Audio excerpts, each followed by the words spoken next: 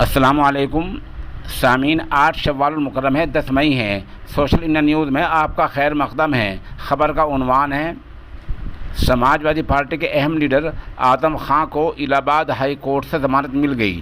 ظاہر سی بات ہے، جو یو پی سرکار نے ان کے خلاف 87 مقدمے قائم کیے تھے، ان تمام میں ضمانت مل گئی ہے۔ البتہ ابھی جیل میں رہنا ہوگا، کیونکہ آپ کو پتہ ہی ہے کہ چند دن پہلے سرکار نے ظلم کرتے ہوئے ایک نیا مقدمہ اور ان کے پیچھے لگا دیا ہے۔ اور اب سرکار کا یا وہاں پولیس کا الزام یہ ہے کہ اعظم خان نے جو اسکول کی مانیتا لی تھی، منظوری لی تھی، وہ اسکول کی بلڈنگ پاس نہیں تھی، پاس کیے کرائے بغیر ہی مانیتا لے لی۔ اس سے پہلے کہیں الزام تھا کہ بکری چرا لی، کہیں الزام تھا کتابیں ادھر سے ادھر کر دی، ایسے معمولی الزامات پر ان کو گھیرا گیا تھا۔